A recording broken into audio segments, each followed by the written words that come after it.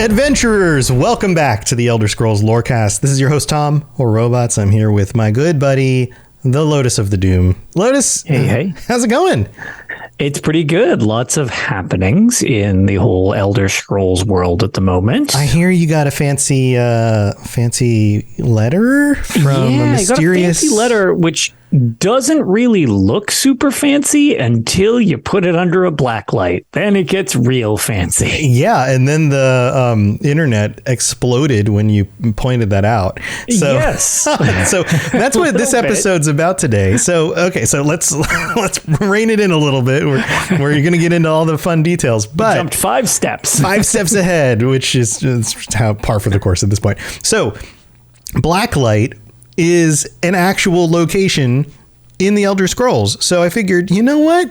Let's do an episode on Blacklight, discuss why that location might be a good setting for this next year of ESO content, and then discuss some of what was in that letter and what the Blacklight, when you shined the letter in a Blacklight, reveals and how that might play in. So we'll begin our little bit of speculation, which we can continue next week if our patrons would like to, because we can talk about any of the reveal stuff we get next week during the Bethesda Xbox conference, and then how that might tie into this letter and all of that stuff. So let's start the speculation conversation. But first, let's talk about Blacklight. So yeah. So interesting. Do you know who came up with the idea of putting it under a Blacklight to begin with? So actually, I do. They were, it was actually kind of like the combo team of the Fox Den, which is Ninetail Fox and his wife, Mrs. Ninetails, part of the ESO stream team.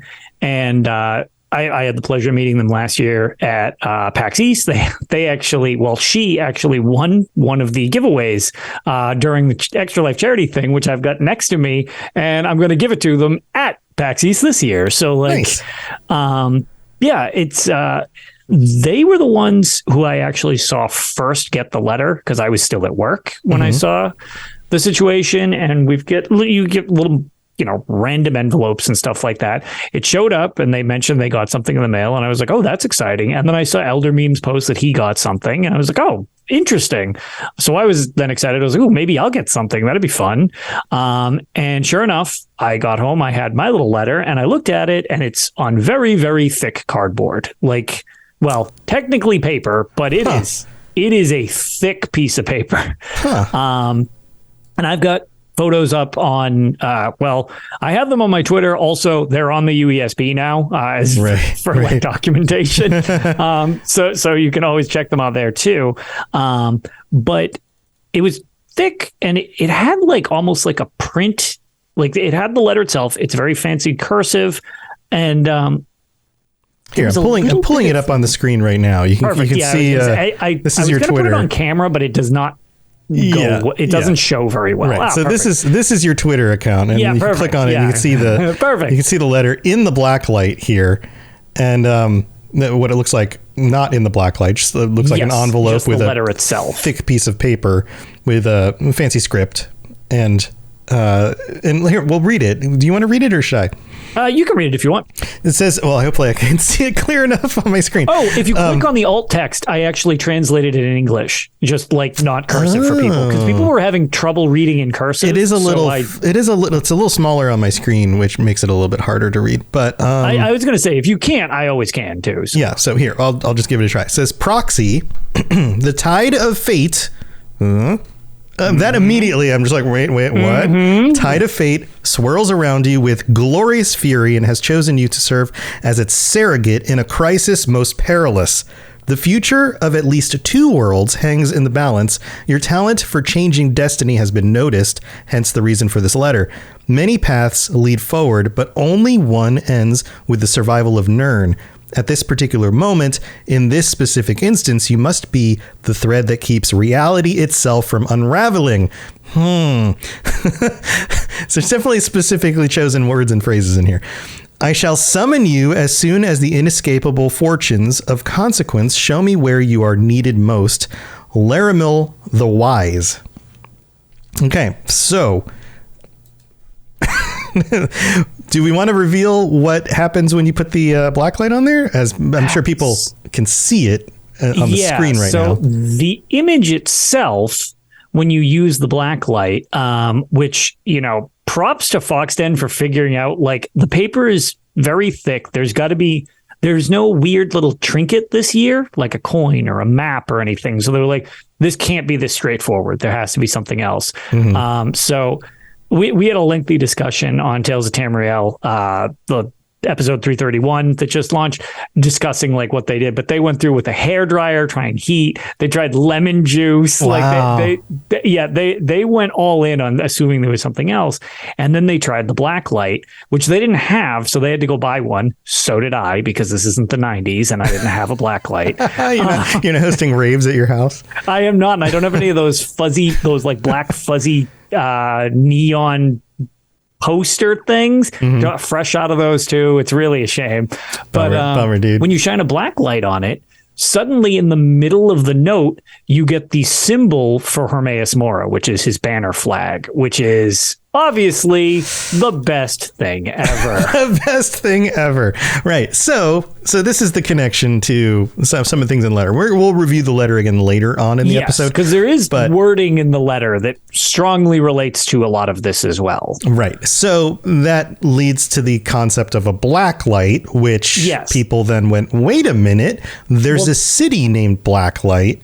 That's the big thing, is just like, that seems so coincidental. Super on the nose. It's so on the nose that it's like that they don't usually do, like, Elder Scrolls does some pretty interesting like wordplay and things like that. And it's like, to use a blacklight to discover a secret on a note in an area that's highly questionable if we're going to the region of Morrowind again. It's like, okay, that's seems like that's a giveaway right there, that was your answer to the puzzle. Right. So here, let's dive into where exactly Blacklight is and why this might be a location that we're going to visit and how that might work. So pulling up the UESP, we'll just use this as a quick little summary because there's really not a ton of information here. No, we actually haven't been to Blacklight since Arena. I believe that's the only time we've been there was in Arena. In all of its 320 pixel glory. It sure was. Oh man, those are some big pixels. Anyway,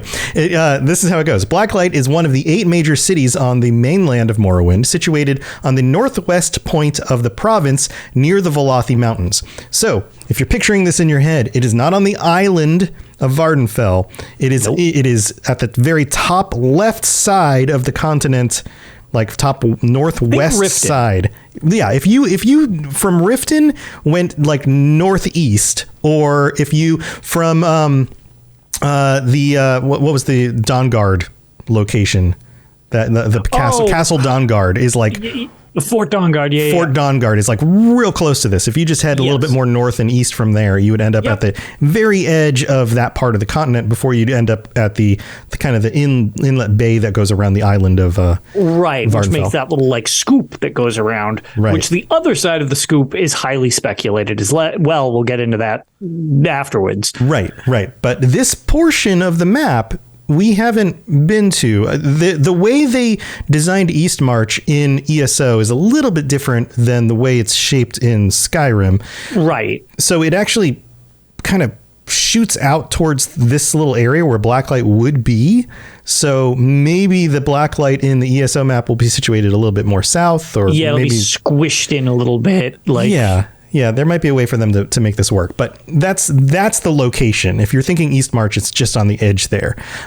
So let's go on to get in with this a little bit more. Blacklight is most well known as the capital of the great house Redoran, whose values revolve around the virtues of maintaining honor and persevering through hard work as a valiant warrior. We talked about them. This has all been leading up to this. So we hopefully have gotten you guys information on all this stuff. And if you haven't listened to those last few episodes, go back, listen to the different houses and all that. Since the provincial capital Mournhold was sacked by the Argonians in the Accession War. Accession War. Words are hard. Accession War? I'm not really... Accession. I think the word is accession. It's a very strange word. It looks common, but it's not. Not super common. Yeah. Yeah. The Fourth Era 6. So this is at the end of the period that we mostly know about what was going on in this part of the world. Blacklight has become the new capital, and the council of great houses has been held in the city's root spire. So if we're talking about Blacklight during the time of ESO, we're now talking about the second era. This is very early. This is way before this happens. But during that time, it still would have been the location where the House Redoran was focused on. It just wouldn't have been a major capital for all of Morrowind. Any thoughts on any of that so far?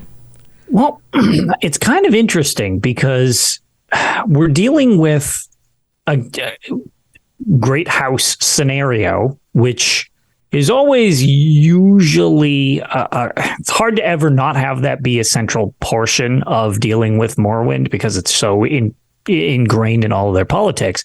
But it's honestly, I'm just really eager to kind of see this whole area because kind of like you joked, it's only been shown in like all its 18 pixel goodness before.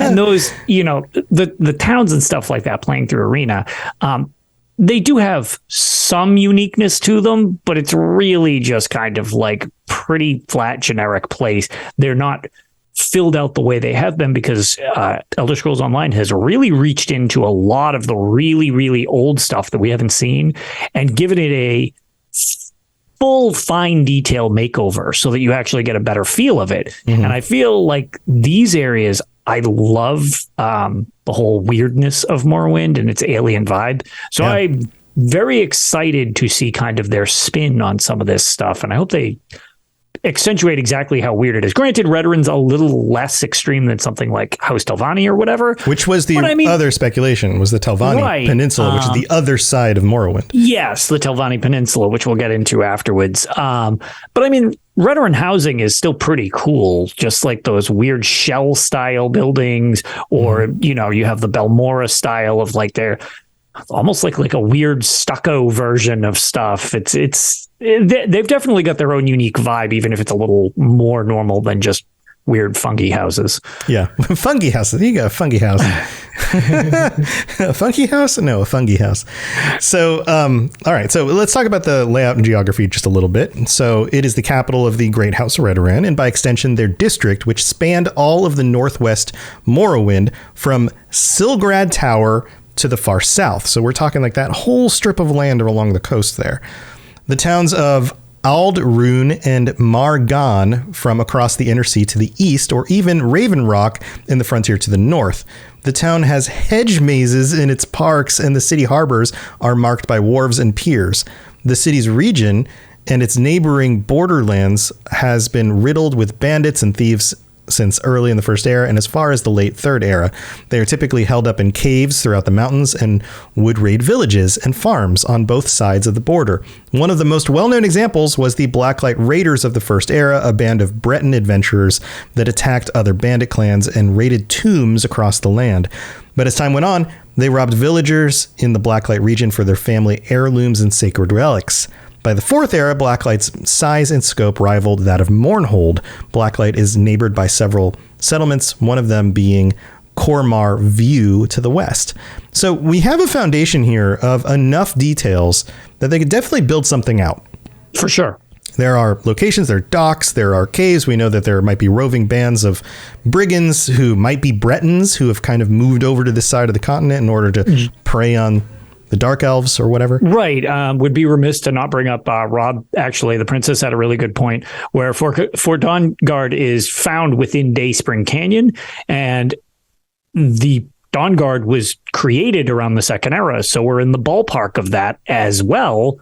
Mm-hmm. Again, he mentioned as well, and I kind of don't think so. It doesn't really seem like that's where the story necessarily is going, like at least from any of the hints we've gotten so far. To do more vampire stuff would be early.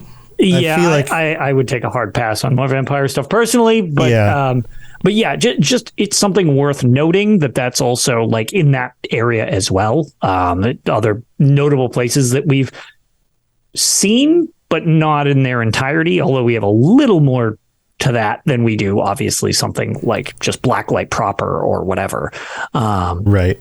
But so, yeah, it's not a huge region of the map either. It's No, it's like the little portion that they haven't actually fleshed out yet. On that side of the map is this tiny little sliver along the coast. It runs from really like East March down the Rift, and then like it's just a very skinny sliver. But we've seen that they don't, even in the more recent expansion, they've got like these island locations and separate little islands, one island over here, another island over there. And then they've got the new expansion, which is another island. And they've shown that they don't necessarily have to have all of the regions all directly connecting in one big landmass anymore. Correct. In fact, they've always had kind of a major landmass and then a secondary location that you go to. So if we're talking about like the Somerset Isles, or like that's typically like one big location, but then you also can travel somewhere else, like a much smaller location. Right. Some of the dungeons are literally you go to docks and you boat off the island, like to like adjacent miniature islands and stuff like that. So kind of to that point, and we can kind of jump off that. Whereas this is the smaller area, and it's kind of the exact opposite side of the map from the other speculation that I also kind of think holds a decent amount of credence, which is the Telvanni Peninsulas, which is we've got the middle, we've got Vardenfell proper, we have Stone Falls region, we have the part south of region, that. Right. And then that's kind of cuts a swath right down the middle. And then on the other side, I always joke it's called the Morrowind mitten because it literally looks like a little mitten grabbing on the other side there. Much, much bigger portion of the map that we, again, have not seen since we were back in Arena where you could go to these areas. But this is Telvanni territory. You have the most notable city that everybody, including myself, kind of would like to see is Necrom. This whole side of the island, I think in my opinion, it doesn't need to be one or the other. Because they've changed their situation from being a year thing where you get the chapter expansion, then separation by Q3, and then you get a zone expansion.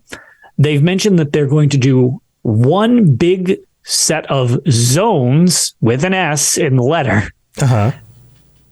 For the Q2 chapter release.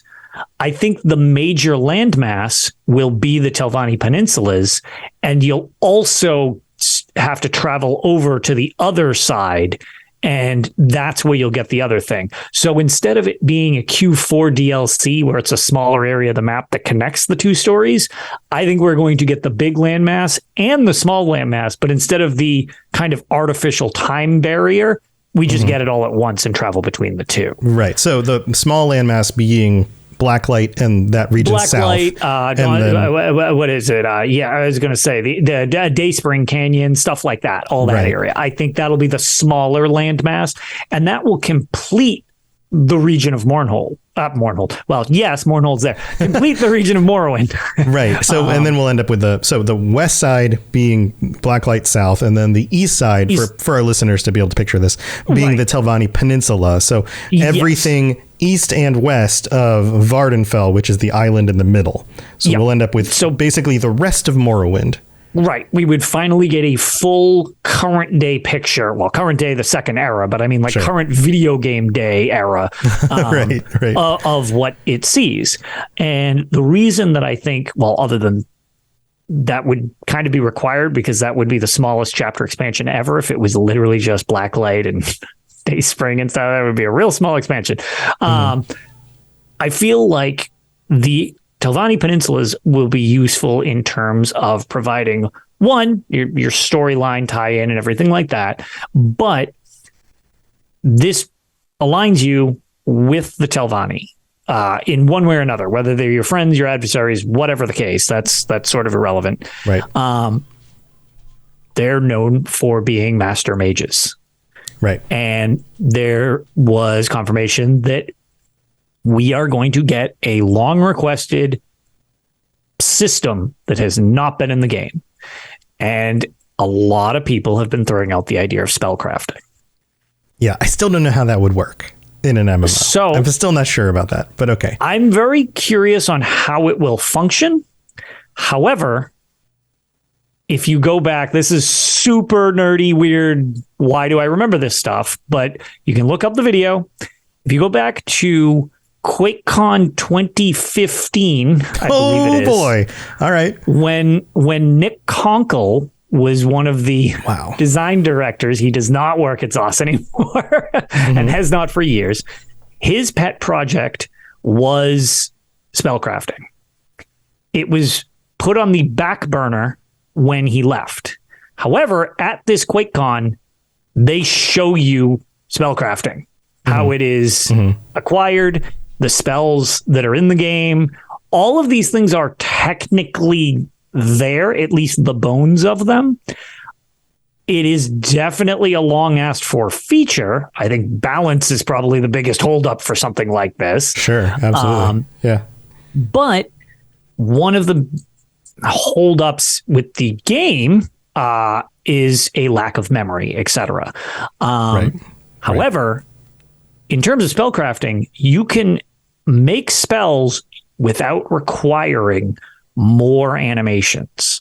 If you can summon the other Atronachs, that animation's in the game when they summon in themselves. Right. Or casting a fireball or whatever. Exactly. Yeah. So I feel like just logistically, the potential is there. Like, it makes sense that it could happen if that's the case. And the biggest one that I went on a very long thing about in Tales last night, so I'll give a brief synopsis of it, is a way to kind of like lore explain why you just are getting these. Originally, I said if we're going to get spellcrafting, it was back. I was like, oh, the College of Winterhold could make sense. Right. But that didn't happen because we just didn't get the College of Winterhold. We got Western Skyrim. I'm like, all right, never mind. Well, in this situation, and it comes from ESO and has next to no details on it, when Queen Ayren goes on her pilgrimage, basically, she disappears. And, just kind of disappears. Right. One of the tales that supposedly was told about her is she disguises herself, sneaks into Necrom, and studies something called the Indigo Tomes, which are Telvanni fancy MacGuffin mage books with next to no information on them. Oh, I want a fancy MacGuffin mage book. So Loot Crate, can you give us a fancy MacGuffin mage book in our next crate? MacGuffin mage book, please. I want to put it on the wall. So my theory is they will flesh out what those things are. And as a result, with the strong nods to Hermaeus Mora and his search for knowledge and everything like that, he's going to somehow relate to you getting that, and then we end up learning how to craft our own spells as a result of finding these, blah, blah, blah, blah, blah, blah. Or knowledge you get from Hermie that opens up that ability. I mean, that's fine. Everybody should just get the stuff for Hermie and give it to him. It's fine. Just everybody loves Hermie. But yeah, he's not doing anything bad. Don't worry. No, nothing bad happens. Please ignore the skull guy who basically got his brain eaten because he wouldn't give him. Oh God. But yeah, so that's kind of my idea. That there's your explanation why it's a potential thing.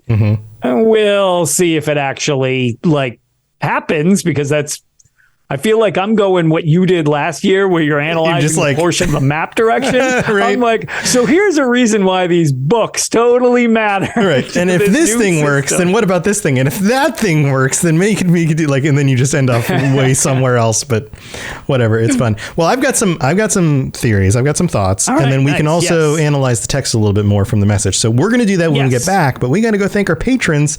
So we will be right back. Don't go anywhere. This is Hermaeus Mora, Dragonborn, and you are educating yourself to the Elder Scrolls Lorecast. All right, here we are in the middle of the show. This is where we get to thank our new patrons and our old patrons and all the patrons, but our new ones first, because we have some new pledges over this last week. Holy moly, we got a bunch of them. We got to shout out Noah M, Zachary M, Chris, Hat. Somebody just named Hat. That's awesome. Austin H, Chimmy or Chimey. I'm so good with names, guys. This is great. Justin S., The Court Jester, Jared S., and Rakergrim. Everybody's getting some more creative names, I feel like. I don't know if these are actual names or not, but thank you so much for signing up on the Patreon. Hope they're real names. I hope so. You guys are awesome. Thank you for being here. That brings us up to 138 current patrons, including our Daedric Princes, Kira C. and Noodle Al Dente, who get shoutouts every week for being tier 5 patrons. And thank you to every single one of you for supporting the show. You guys are awesome. We will be doing a patron episode coming up in just a week on the 26th. It's the 19th as we record this right now. And so come join us if you're a tier 4 or higher patron. Make sure you're on the Discord. I'll send out notifications. It'll be the day after the big reveal. Yeah. And hopefully we can talk about the big reveal. If you guys want to talk about something else, it's totally fine, but I have a feeling everyone's going to be buzzing about the big reveal. What percentage of this did I get wrong with my long diatribe about how it makes sense? So we'll see. We'll see how much we can make fun of Lotus or not next week. But if you'd like to join us, there's still time. You can sign up tier 4 in order to join us next week. And we do that on Thursday nights at 9 p.m. Eastern, 6 p.m. Pacific. So if those times work for you, then go for it. We'd love to have you. Also, we have, and by the way, that's at patreon.com/Elder Scrolls Lorecast if you want to find the address. Links are all in the description of the show and all that stuff. We also have a new, no, we don't have a new one. This one is not in the last week. This one we read out last week, I think. But yeah. Oh no, this is the one that I need to save. I keep forgetting this. Oh, this is the one I need to save. That one for the. I was going to say, didn't we need to save what? This is the one we're saving for. Yeah. Yes, we're going to save this one for next week. So, so it's on the list for next week. But if you'd like to leave us a rating and review, 5-star ratings and reviews from Apple Podcasts get read out on the show. So we'll read out your reviews. We'll get your words on the show. And if you want to just drop us a rating on Spotify, that helps as well, or wherever else you listen to, or even telling your friends. Any of that stuff helps, and we really do appreciate it. All of the support. We couldn't do the show without you guys. So that's what we got. Let's move on with the rest of the show. You're listening to the Elder Scrolls Lorecast, dear child of cities. That is why the Night Mother loves you. All right, we're back, and I've got... Well, here, let's read. I've got another idea, but before we do that, and you know me, I like to speculate in things in different directions than what most people think, because maybe there's a chance. All right, so the letter specifically says, when we're not going to read through the whole thing again, but it specifically has these phrases in it. The tide of fate. My favorite line. Where do we know the tide of fate from? Oh, man. My favorite thing is that they open this letter with the description of my favorite Daedric prince from Battlespire, who's known as the Daedric prince who scries the tides of fate. And I'm like, wow. And that's why I was kind of thrown off that there wasn't more to that to start with. And then spoiler, the Blacklight thing, it was like, it's a giant Hermaeus Mora symbol. Like suddenly because once I read that, I was like, ooh, I like where this is going. And then I really liked where this was going. Yeah. So not only do we have the Hermaeus Mora symbol in the Blacklight, but we also have the tide of fate swirls around you. So whoever Laramil the Wise is, which I've done a search, I'm sure lots of people done a search, don't know who that is yet. They clearly know this phrase, and they've also now included Hermes insignia on this. So they seem to be somebody who worships or works for Hermaeus Mora, and they're using this kind of language, right? Then we have glorious fury is another statement.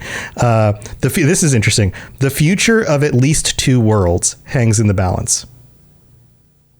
That one's an interesting one. Because there are definitely realms of oblivion. You can consider that a world, like, right? So like maybe certain realms, but I don't think Hermes' world is in threat. A lot of people have been thinking the Apocrypha pull because obviously Hermaeus Mora, but I don't get the impression that his is the world that they're referring to. I think there's probably something else going on here. That would be my guess. Nernand ... Like, yeah, right. Now it may be another realm of oblivion. It may be something else completely? We don't Does really it know. turn out that Meridia is finally exposed for being a giant jackass? maybe. So, but then the whole your talent for changing destiny has been noted, which of course you're the vestige, right? Like, yeah, and he's the that's what you Daedric do. Prince of Knowledge, so he's well acquainted with all your escapades. Right, he's keeping track of everything, hence the reason for the letter. And then it goes into you might be the thread that keeps reality from itself from unraveling. The threads of reality, that's something that has come up. That phrase has come up before. Yes, that phrase is used semi-frequently in the series, especially related to, some weirdness with time and everything like that. Yeah, weirdness with time. And then I also think the Elder Scrolls themselves. This phrase is also used in response to the actual scrolls. Right, because they're all like threads of a tapestry, and that's how some of the princes can read it, and obviously some people can read it, and it's like, yeah, it's a destiny, but it's a not unchangeable destiny. It's just the direction unless something intervenes, so to speak. Mm-hmm. So yeah, it's very interesting where that's implying that we're like those. I don't have like I think this directly points at this thing the way I did with some of the other other parts. Those ones definitely more nebulous. Like, ooh, okay, so I think this is just giving us a nod where the story's going to be, but I'm not sure we have enough info for that part of it yet. Yeah, it does all seem to be pointing at Hermie and at knowledge and maybe Elder Scrolls themselves. Yes, and the other thing also is Hermaeus Mora isn't phrased in a way that it's a Daedric threat. It looks like Hermaeus Mora is looking for an ally. Yes. Again. Yes. No, this seems like something that Laramil the Wise works for Hermie and is looking to do something to save Nirn with Hermie's knowledge or permission or direction. Correct. And so this will benefit Hermaeus Mora. So maybe that means Apocrypha is being threatened in some way. It may have something more to do. So like the final line says, I shall summon you as soon as the inescapable fortunes of consequence show me where you are needed most. So it's like this They're person still letting stuff play out or Hermie. They don't have a definite sense of what's happening in the future, but they've got enough knowledge of what's going to happen in the future to know that things are headed down the wrong track. And the interesting thing to me about that, which is why I'm not really thinking the Apocrypha thing is really at the forefront, referring to the realms thing. Mm-hmm. I feel like Mora might be a little more concerned if it was his own realm, whereas I feel like he's watching whatever else this is to let it play out to the point where it's like, okay, now I need to intervene for whatever purpose I'm intervening. Right. So I really am curious, as Mora definitely seems like an ally, because again, I'm the villain of the story if they try to make me take down Hermaeus Mora, as we all will expect. So it's just easier to make him on our side. But yeah, it seems to, at least to me, imply it's Nirn and someplace else that is being watched, and it'll be problematic down the line if this doesn't go as planned, type of thing. So I'm curious to see if that ends up actually being a thing, or, maybe not as much. It does relate directly to Apocrypha or whatever. Right. So other than speculating what this other world is, we do have a lot of Hermie Mora stuff. We've got potentially scroll stuff and potentially the way time plays out kind of language here. The anticipating what's going to happen in the future, the fact that the world hangs in the balance, but then these phrases that have something to do with like the tapestry of time, which we've seen before when it comes to content in Elder Scrolls. So what if we get places like Blacklight and that little, like you mentioned before, the little strip of land on the edge there. So we definitely still get some of that stuff. But what if there's a different location that we're going to that's not the Telvanni Peninsula? The Telvanni Peninsula on the map is actually a very large area of land. It's a really big portion of the map. Yeah. It seems larger than what they would normally do to do both of those zones. You know what might actually work, though, and where we know there's a connection to Hermaeus Mora already? Solstheim. All right. We're already in that part of the world. Solstheim is kind of a split island between Morrowind and Skyrim. Yep. The worship of Mirak happened on Solstheim. This is before Mirak returns during the events of Skyrim. Right, yeah. During the time that he's chilling off and doing his own thing. He's chilling in wherever Hermie put him in his little area. His little pocket. And just, it's like, all right, don't be bad. And then he went off and started doing his own thing and got annoyed with Hermaeus Mora. And, you know, later on, we get the events of Dragonborn, but not yet. And we've already had dragons brought back into the world in ESO and the elsewhere stuff. So dragons already exist. Time, the tapestry of time, all of those things. What if there's a Solstheim connection, Hermaeus Mora, something going on with a scroll and the Akatosh? What if it's like... Yeah, you'd have to bring in like an Akatosh. All right. Hermie, Akatosh so kind of stuff. Going a little bit of a different direction. You're going more north. And we were also told that the last expansion was all going to be about like tension between groups and cultures and, you know, like the Bretons and the power struggle and all of that.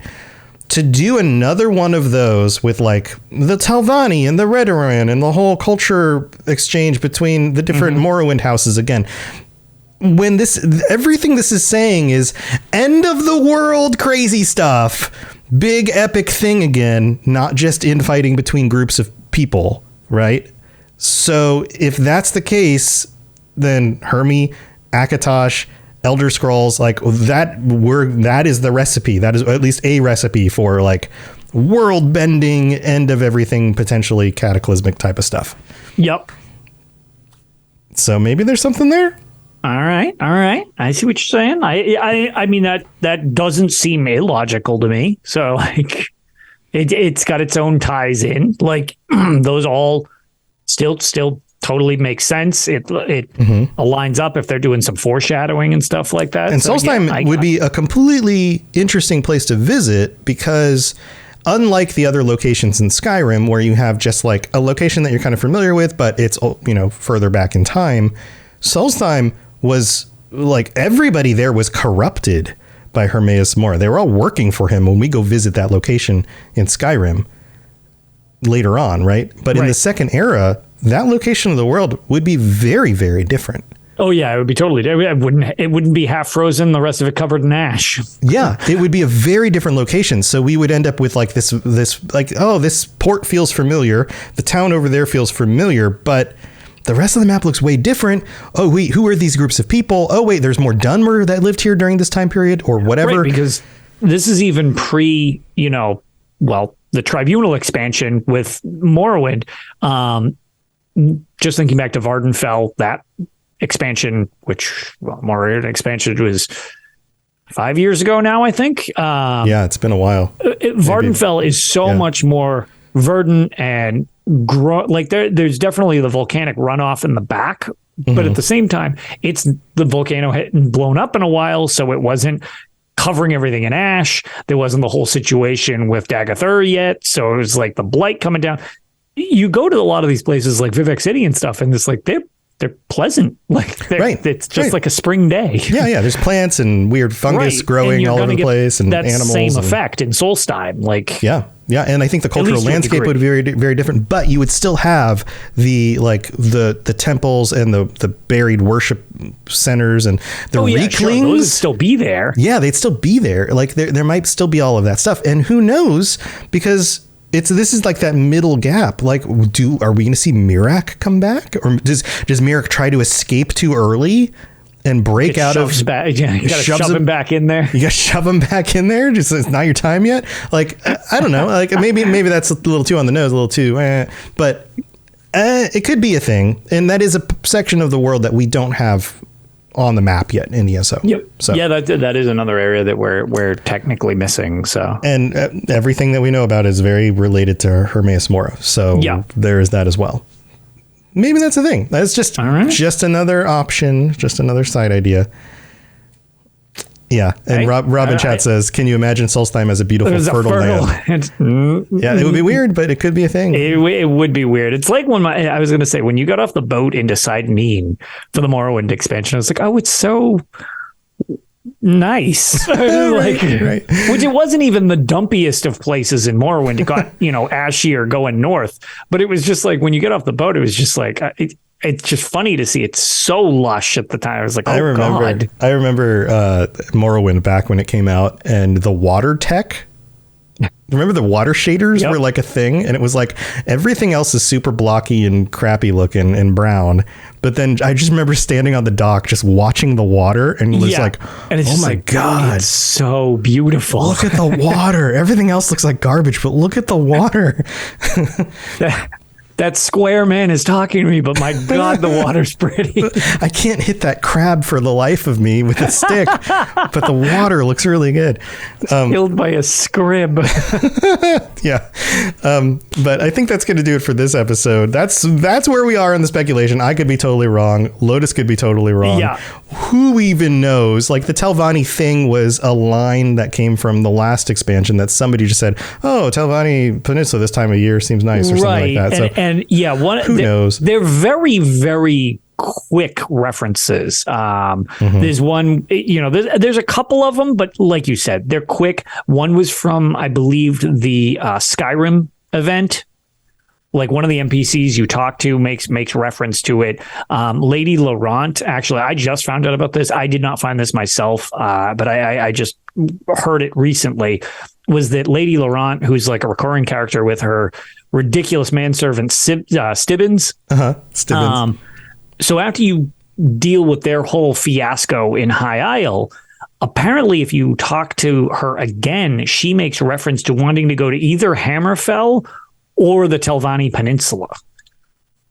So it's like there's little nods, but it's like that's usually how they breadcrumb us the information. Right. The problem is it makes a lot of sense when you look back on things, and it's like, oh, well, this one was right here. It's hard to speculate going forward when they tell you where you're going. Sure. Yeah. Because any number of characters could just mention something like, oh, yeah, I'm from this part of the world. And then somebody's like, wait a minute, we haven't explored that part of the world yet. And then they think now that's where the expansion's going to go.